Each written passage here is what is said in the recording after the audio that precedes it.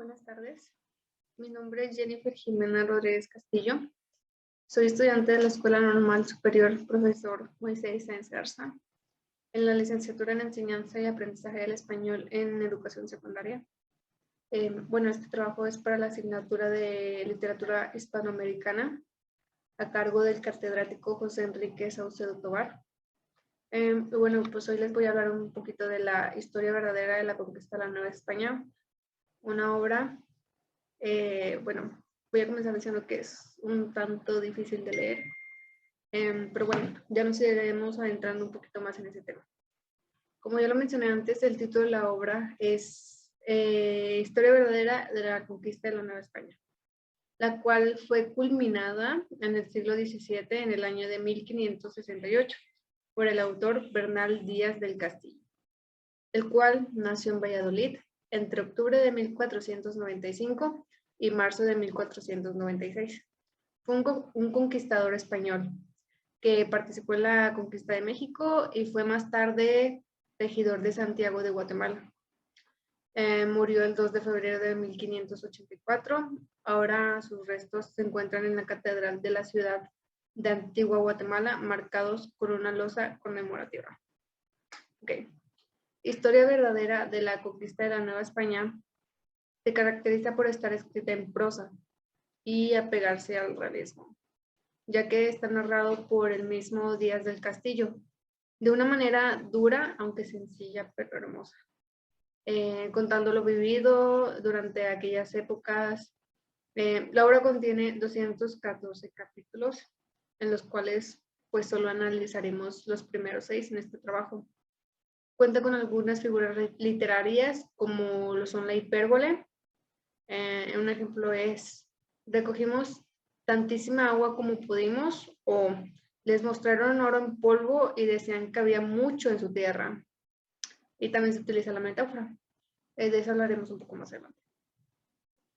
En el capítulo 1, en este capítulo se comienza hablando un poco sobre el autor, de quién fue y de quién fue hijo, de cómo él escribirá esta obra con solo la verdad, contando lo que realmente pasó y con ayuda de Dios, dice él que sin Dios pues todo esto no hubiera sido posible, o sea, todo lo que pasó, todo lo que escribió.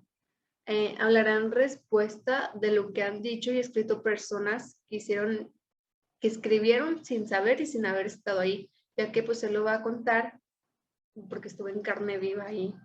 Bueno, hablando de lo que vivió, pues al descubrir nuevas tierras como Yucatán y la Nueva España, luchando con guerreros muy bélicos, sin tener ayuda, solo la del Dios, como él lo menciona, así como de otras cosas que son importantes saber y no tener en el olvido.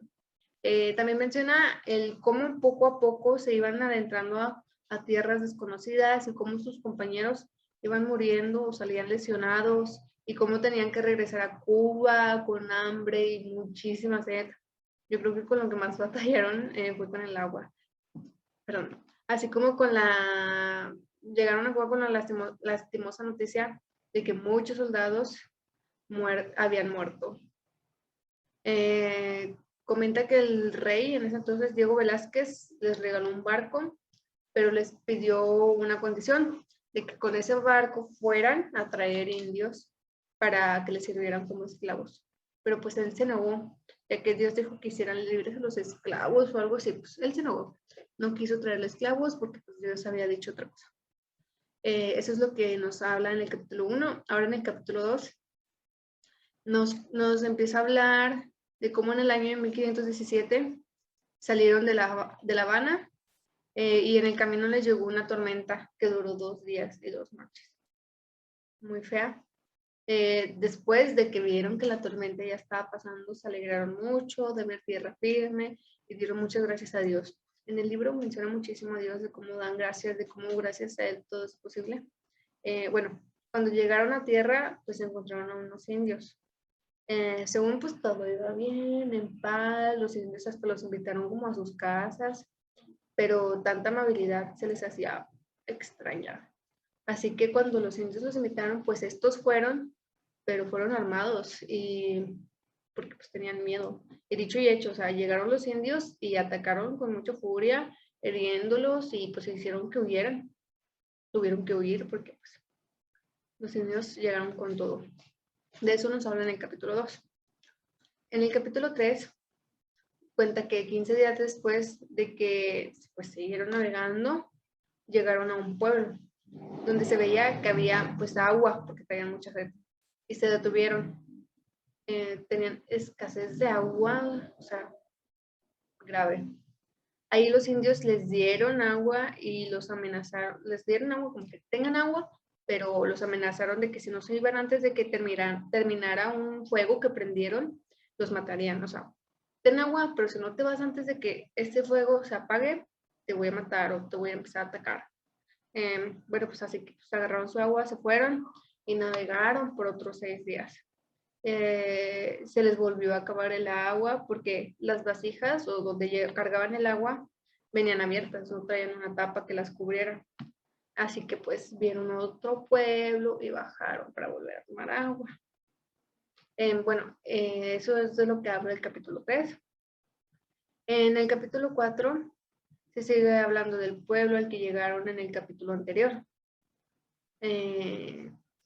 De cómo los tuvieron rodeados toda una noche y al día siguiente llegaron más indios y comenzaron a atacarlos. O sea, ellos estaban como que agarrando agua y veían a los indios rodeándolos, pero no les hacía nada. Y al día siguiente llegaron muchísimos más indios y ahora sí comenzaron a atacarlos. Les mataron a más de 50 soldados e hirieron al autor, o sea, el que está escribiendo el libro, con 3 flechas. Así que pues de volada, vámonos aquí, se fueron, ya que pues eran un chorro de indios. Y pues nos cuentan también de que cómo los indios se llevaron a 2 de sus soldados vivos. Y los estuvieron buscando, pero pues ya no quedaron rastro de ellos. Y bueno, pues mataron alrededor de 50 soldados. Ahora en el capítulo 5, pues ahí deciden no volver a Cuba. Se pusieron a curar a los heridos de flechas, ya que habían muchísimos, incluido el capitán. Todos tenían muchas heridas, nada más hubo uno que quedó ileso. Tuvieron que dejar un barco en el mar y prenderle fuego, o sea, traían 3 barcos, uno lo tuvieron que dejar a la deriva. Bueno, no a la deriva, porque le prendieron fuego, así pues ya no iba a servir, ya que pues no había quien pudiese manejarlo, perdieron muchísimos hombres. El siguiente problema que se presentó fue que seguían sin tener agua, ya que pues, en el pueblo que bajaron no recogieron, no los dejaron, ya que cuando comenzaron a atacarlos de volada, vámonos, y pues no pudieron agarrar agua. Y bueno, llegaron a un lugar y buscaron agua, pero se encontraron, pero era un agua amargosa que no era potable, no era bebible. Incluso algunos de los que tenían muchísima sed bebieron esa agua desde la desesperación, pero no, o sea, les fue peor. Y por último, en el capítulo 6, llegaron a la Florida, donde 20 de los soldados se bajaron a buscar agua de los que quedaban. Uno de ellos, el capitán, se bajó a buscar agua. Reconoció el lugar, él sabía, el capitán se bajó, reconoció el lugar y él sabía que ya había estado ahí. Él dijo como que, pues yo aquí conozco.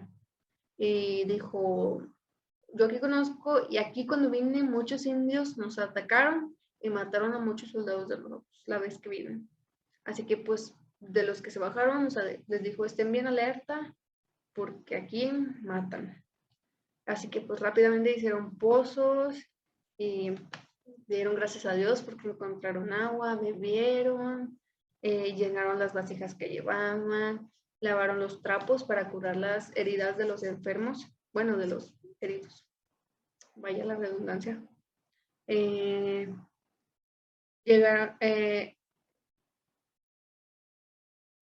Finalmente pues llegaron al pueblo de Cárdenas y dieron gracias a Dios, así que, o sea, llegaron otra vez con el rey Diego Velázquez, contaron todo lo que vieron en los indios, sus dioses, sus casas, lo que adoraban, sus vestiduras, pero lo más importante es su oro, muchísimo oro que tenían los indios.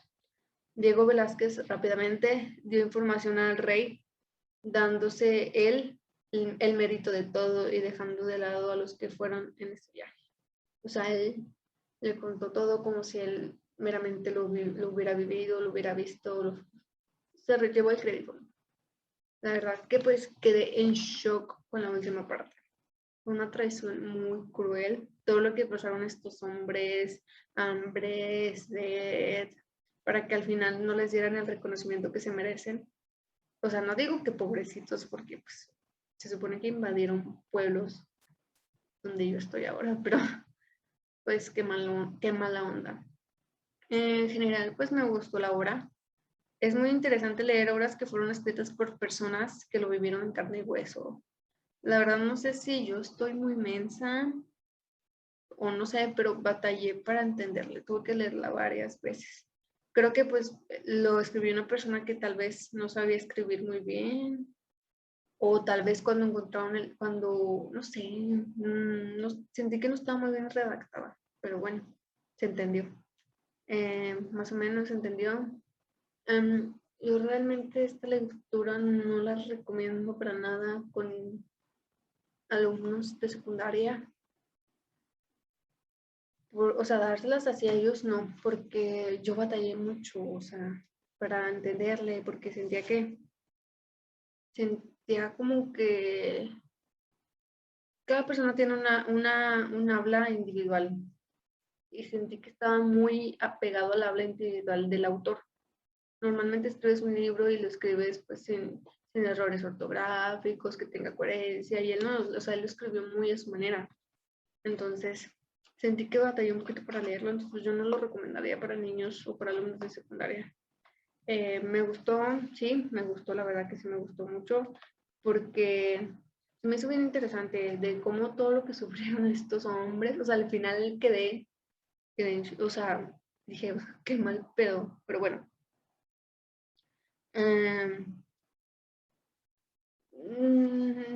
La verdad no me lo aventaría todo el libro, los 214 capítulos.